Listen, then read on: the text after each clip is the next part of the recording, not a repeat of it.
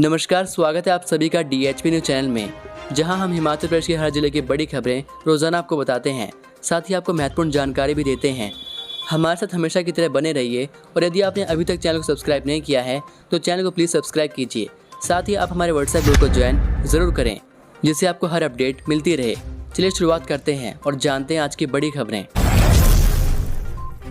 हिमाचल में 2 NH और 15 संपर्क मार्ग अब भी बंद। रोहतांग में बर्फ देखने उमड़े सैलानी। हिमाचल प्रदेश के विभिन्न हिस्सों में भारी बारिश और बर्फबारी के बाद 2 नेशनल हाईवे और 15 संपर्क मार्ग अब भी बंद हैं। राज्य में नेशनल हाईवे 3 दारचा से सरचू और NH 505 लोकसर से ग्राम्फू तक बंद होने के कारण यातायात बाधित है। लाहौल स्पीति में 10 और कुल्लू में कुल 5 संपर्क मार्ग बुधवार को भी बंद रहे। वहीं जनजातीय जिला किन्नौर में NH 5 2 दिन बाद बुधवार को यातायात के लिए बहाल हो गया है। इससे पूह, काजा और लाहौल स्पीति जाने वाले हजारों लोगों को राहत मिली है। हिमाचल में आगामी 3 दिन मौसम साफ रहने का अनुमान है। सूबे में 24 और 25 अक्टूबर को तूफान की चेतावनी है। न्यूनतम तापमान सामान्य से 1 डिग्री अधिक दर्ज किया गया है, जबकि अधिकतम तापमान सामान्य से 60 डिग्री अधिक दर्ज किया है। किसानों के पास धान की कटाई के लिए 2 दिन का समय रहेगा। मौसम विज्ञान केंद्र शिमला के अनुसार 24 को बिलासपुर, चंबा, कांगड़ा, कुल्लू, मंडी, शिमला और ऊना में तूफान आने का पूर्वानुमान है। हिमाचल में 117 लोग कोरोना पॉजिटिव मिले, जाने पूरी डिटेल। हिमाचल में मंगलवार को 117 लोग कोरोना संक्रमित पाए गए हैं। वहीं खास बात यह है कि किसी भी कोरोना संक्रमित की जान नहीं गई है। प्रदेश में 63 कोरोना संक्रमित पूरी तरह से ठीक होने में कामयाब हुए हैं। हिमाचल में अभी 1394 एक्टिव केस मौजूद हैं। कांगड़ा जिला में 44 लोग कोरोना संक्रमित पाए गए हैं। इसके अलावा ऊना में 6, हमीरपुर में 31, सोलन में 1, मंडी में 22, शिमला में 2, बिलासपुर में 10, सिरमौर से 7, किन्नौर, कुल्लू और लाहौल स्पीति से कोरोना का एक भी मामले सामने नहीं आए। उत्तरकाशी के हर्षिल से छितकुल जा रहे 8 पर्यटकों समेत 11 लोग लापता।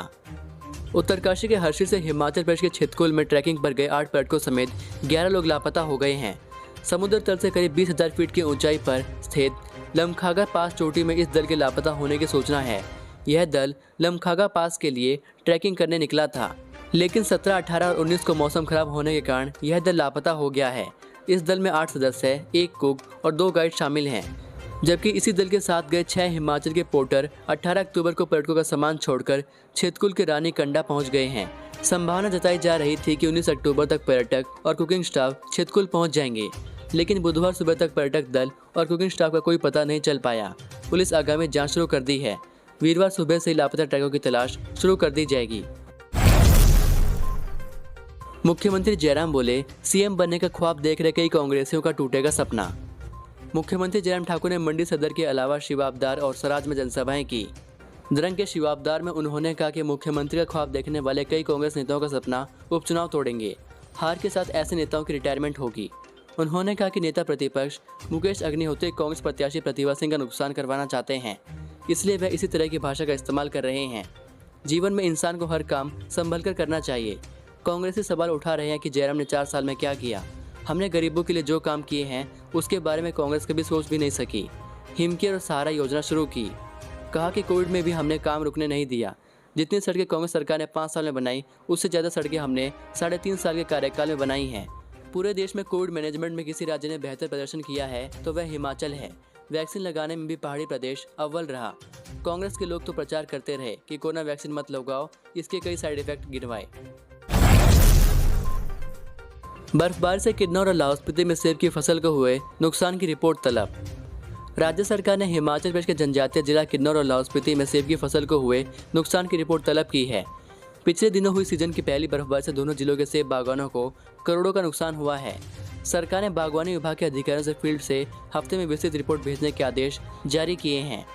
बागवानों की जहाँ सेब की फसल तबाह हुई है, वहीं कई स्थानों पर सेब के पेड़ क्षतिग्रस्त हुए हैं। बर्फबारी के चलते सेब तोड़ाने का कार्य भी प्रभावित हुआ है। 16,49,000 सेब की पेटियां ही देश की विभिन्न मंडियों तक पहुंच पाई है। जिले से अभी भी करीब 10 लाख पेटियां सेब मंडियों में भेजा जाना है। HRTC बस की ब्रेक फेल, चालक की सूझबूझ से टला बड़ा हादसा। हिमाचल प्रदेश के मंडी जिले में सलाना से करसोग जा रही बस के सोरशन के समीप अचानक ब्रेक फेल हो गए। चालक ने सूझबूझ का परिचय देकर बस को मुख्य मार्ग के साथ हल्की चढ़ाई वाले संपर्क मार्ग पर चढ़ाकर काबू किया। हालांकि बस पीछे हटते हुए पलट गई। इससे 5 सवारियों को चोटें आई हैं। हादसे के वक्त बस में चालक परिचालक समेत 13 लोग सवार थे। मौके पर मौजूद स्थानीय लोगों ने यात्रियों को बस से सुरक्षित निकाला। परिवहन निगम ने हादसे के तकनीकी पहलुओं की जांच शुरू कर दी है। डीएसपी गीतांजलि ठाकुर ने कहा कि पुलिस भी मामले की छानबीन कर रही है। बुधवार सुबह एचआरटीसी बस सलाना से करसोग की ओर जा रही थी। 10 बजे के करीब जैसे ही बस सोरसन पहुंची तो यहां स्पीड ब्रेकर के समीप चालक ने स्पीड को कुछ कम करने की ब्रेक मारी, लेकिन बस की ब्रेक नहीं लगी। चालक को ब्रेक फेल होने का अंदेशा हो गया। इस पर चालक ने बस को संपर्क मार्ग में डाल दिया। संपर्क मार्ग में चढ़ाई थी तो बस की स्पीड कम हो गई। फिर बस धीरे धीरे पीछे हटने लगी और पलट गई। अनाडेल में शहीदों को अर्पित की पुष्पांजलि। हिमाचल प्रदेश की राजधानी शिमला में सेना की ओर से बुधवार को आयोजित स्वर्णिम विजय वर्ष समारोह में 1971 की भारत पाकिस्तान जंग की यादें ताज़ा हो गई। इस जंग में जिला शिमला के 4 जवानों ने बहादुरी दिखाते हुए पाकिस्तानी सेना को घुटने टेकने पर मजबूर कर दिया था। जंग में 4 वीर जवानों ने शहादत पाई थी। अनाडेल में बुधवार को हुए समारोह में सेना के लेफ्टिनेंट जनरल JS संधू ने 4 शहीदों को पुष्पांजलि अर्पित की। स्वर्णिम विजय मशाल को सलामी देने के बाद लेफ्टिनेंट जनरल ने 4 शहीदों के परिवार को सम्मानित किया। सम्मान पाने के बाद सभी 4 शहीदों के परिजन भावुक हो गए। बोले कि हमें सेना पर गर्व है। हमारी सेना की बहादुरी के आगे 1971 में पाकिस्तान 13 दिन भी नहीं टिक पाया था। हमने जंग में अपनों को खोया था, लेकिन अब उनकी शहादत पर गर्व होता है। 50 साल में ऐसा सम्मान पहली बार मिल रहा है। अंतिम जिले में ढोल नगाड़ों की थाप पर झूमे देवलू। ढालपुर में अंतर्राष्ट्रीय दशहरा उत्सव के छठे दिन बुधवार को ढोल नगाड़ों की थाप पर शाही अंदाज में भगवान नरसिंह की जलेब निकाली गई। जलेब में ढोल नगाड़ों की थाप पर देवलू झूमे। यह दशहरा की अंतिम जलेब थी। करीब 4:45 बजे राजा के चांदने से देवताओं के साथ जलेब का सिलसिला शुरू हुआ। जलेब में महाराजा कोठी के आराध्य देवता जमदग्नि ऋषि, हवाई के जमदग्नि, रैला के लक्ष्मी नारायण, वीर कैला, जोंगा के देवता महावीर, कमान के देवता वीर कैला, खल्याणी के देवता पांचवीर पालकी के साथ चले। बीच में भगवान रघुनाथ के मुख्य छड़ीबरदार महेश्वर सिंह पालकी में सवार रहे। नरसिंह भगवान के दशहरा उत्सव में 5 दिन जलेब निकलती है। जलेब के माध्यम से नरसिंह भगवान पूरे ढालपुर मैदान में रक्षा सूत्र बांधते हैं।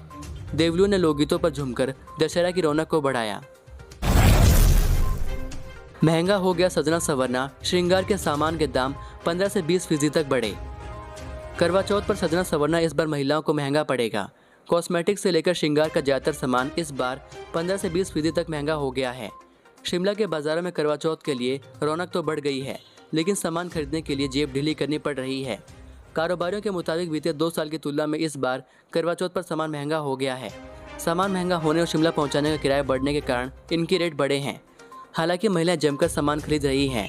आर्टिफिशियल ज्वेलरी की मांग काफ़ी बढ़ी है। इसके लिए मनियारी शॉप पर काफ़ी भीड़ लग रही है। इसके रेट भी बीते साल से 15% अधिक हैं। IBPS ने 4135 पदों पर निकाली भर्ती। आवेदन की अंतिम तारीख 10 नवंबर। बैंक में नौकरी की चाहत रखने वालों के लिए अच्छी खबर है। बैंकिंग ऑफ पर्सनल सिलेक्शन यानी IBPS ने राष्ट्रीय बैंकों में सरकारी नौकरी के लिए नोटिफिकेशन जारी की है। इस बार IBPS ने कुल 4135 पदों पर भर्ती निकाली है। ये भर्ती bank of Baroda, bank of India, bank of Maharashtra और यहाँ पर आप सभी बैंकों के नाम देख सकते हैं। इस वैकेंसी के लिए किसी भी विषय में स्नातकधारी युवा IBPS की ऑफिशियल वेबसाइट ibps.in पर जाकर ऑनलाइन आवेदन कर सकते हैं। वहीं आवेदन की प्रक्रिया 20 अक्टूबर से शुरू होगी और अंतिम तारीख 10 नवंबर तक रहेगी। इन पदों पर कैंडिडेट्स का सिलेक्शन प्रीलिम्स, मेंस और इंटरव्यू के आधार पर किया जाएगा। राशन डिपो में स्टॉक देर से पहुंचाने पर कंपनियों को देना होगा जुर्माना। हिमाचल में राशन कार्ड उपभोक्ताओं को सही समय पर राशन मिले, इसके लिए खाद्य एवं आपूर्ति निगम प्रयास करता रहा है।